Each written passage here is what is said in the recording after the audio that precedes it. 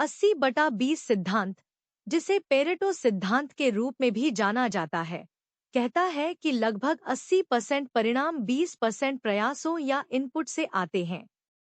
यह अवधारणा बताती है कि कई स्थितियों में अल्पसंख्यक कारण 20%, आम तौर पर बहुसंख्यक परिणाम 80% उत्पन्न करते हैं।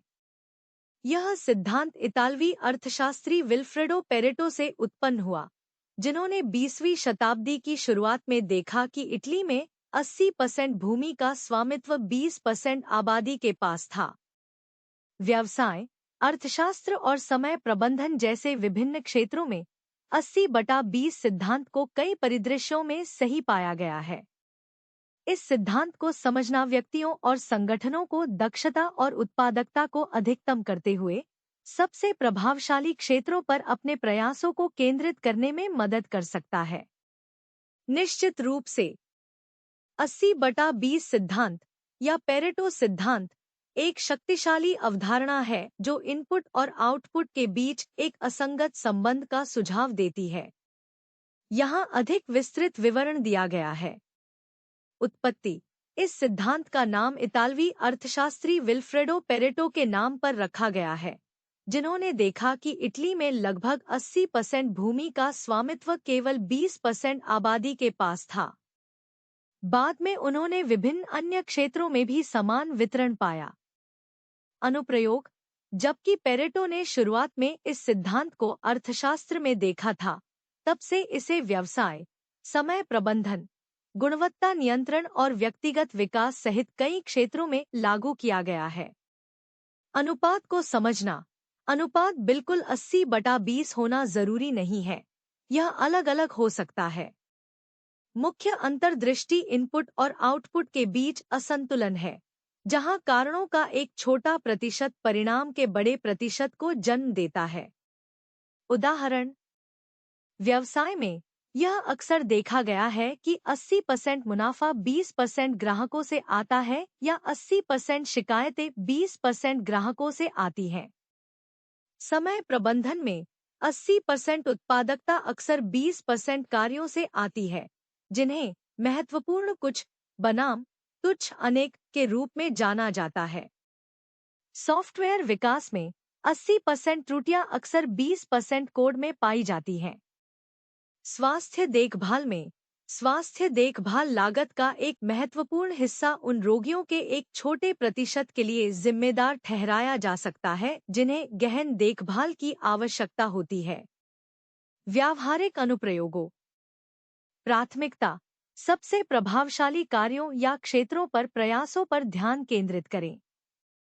दक्षता: व्यर्थ गतिविधियों या संसाधनों को पहचानें और समाप्त करें। निर्णय लेना: कुछ महत्वपूर्ण पर ध्यान केंद्रित करके संसाधनों को प्रभावी ढंग से आवंटित करना। समस्या समाधान: सबसे महत्वपूर्ण समस्याओं के समाधान के लिए मुद्दों के मूल कारणों की पहचान करें। आलोचनाएं और सीमाएं: जबकि 80/20 सिद्धांत एक उपयोगी अनुमान है, यह एक सार्वभौमिक कानून नहीं है और हर स्थिति में लागू नहीं हो सकता है। विशिष्ट अनुपात संदर्भ के आधार पर भिन्न हो सकता है और प्रत्येक मामले में इसकी प्रासंगिकता को मान्य करना आवश्यक है। आलोचनात्मक विश्लेषण के बिना सिद्धांत पर अत्यधिक निर्भरता अतिसरलीकरण और महत्वपूर्ण कारकों की अनदेखी का कारण बन सकती है।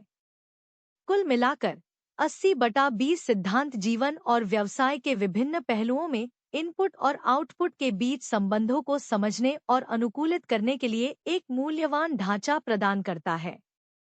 निश्चित रूप से यहाँ क्रियाशील 80/20 सिद्धांत के कुछ और उदाहरण दिए गए हैं। बिक्री और राजस्व: कई व्यवसायों में लगभग 80% बिक्री राजस्व अक्सर केवल 20% उत्पादों या सेवाओं से आता है। इसका मतलब यह है कि पेशकशों का एक छोटा उपसमूह अधिकांश आय को संचालित करता है। ग्राहक सेवा: ग्राहक सेवा में यह पाया जाना आम बात है कि 80% ग्राहक शिकायतें या पूछताछ 20% मुद्दों से जुड़ी होती है। इन मुख्य मुद्दों को संबोधित करने से ग्राहक संतुष्टि में महत्वपूर्ण सुधार हो सकते हैं। सोशल मीडिया सहभागिता। सोशल मीडिया प्लेटफॉर्म पर लगभग 80% सहभागिता, लाइक, कमेंट, शेयर अक्सर केवल 20% पोस्ट से आती है। इन उच्चस्गाई वाले पोस्ट की विशेषताओं का विश्लेषण करके सामग्री रणनीति की जानकारी दी जा सकती है।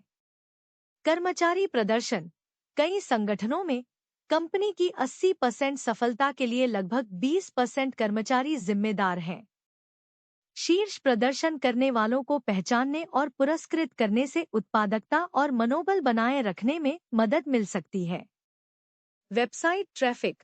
वेबसाइटों के लिए यह पाया जाना असामान्य नहीं है कि लगभग 80% ट्रैफिक केवल 20% स्रोतों से उत्पन्न होता है, जैसे कि खोज इंजन या रेफरल साइटें। इन प्राथमिक स्रोतों को समझने से विपणन प्रयासों को मार्गदर्शन मिल सकता है। इन्वेंटरी प्रबंधन। खुदरा क्षेत्र में लगभग 80% बिक्री आम तौर पर 20% इन्वेंट्री वस्तुओं से आती है। यह अंतर्दृष्टि इन्वेंट्री स्टॉकिंग निर्णयों को सूचित कर सकती है और शेल्फ स्थान को अनुकूलित करने में मदद कर सकती है। परियोजना प्रबंधन। परियोजना प्रबंधन में यह अक्सर देखा गया है कि 80% परियोजना परिणाम 20% कार्यों या गतिविधियों द्वारा निर्धारित होते हैं। इन महत्वपूर्ण कार्यों की पहचान करने से परियोजना की सफलता सुनिश्चित करने में मदद मिल सकती है। व्यक्तिगत वित्त। व्यक्तिगत वित्त में यह संभव है कि 80% धन का स्वामित्व 20% व्यक्तियों के पास हो। इस वितरण को समझने से निवेश रणनीतियों और वित्तीय नियोजन की जानकारी मिल सकती है। स्वास्थ्य और फिटनेस। फिटनेस में यह सुनना आम है कि लगभग 80% फिटनेस परिणाम 20% प्रयासों से आते हैं, जैसे कि प्रमुख व्यायाम या आहार परिवर्तन पर ध्यान केंद्रित करना, जो सबसे महत्वपूर्ण प्रभाव उत्पन्न करते हैं। शिक्षा। शिक्षा में यह अक्सर पाया जाता है कि लगभग 20% अध्ययन या सीखने के प्रयासों से लगभग 80% ज्ञान प्रतिधारण या शैक्षणिक सफलता मिलती है। सबसे प्रभावी अध्ययन तकनीकों की पहचान करने से सीखने के परिणामों को अनुकूलित किया जा सकता है। ये उदाहरण बताते हैं कि 80/20 सिद्धांत जीवन, व्यवसाय और समाज के विभिन्न पहलुओं में कैसे प्रकट होता है। सबसे प्रभावशाली कारकों की पहचान करने और उन पर ध्यान केंद्रित करने के महत्व पर जोर देता है।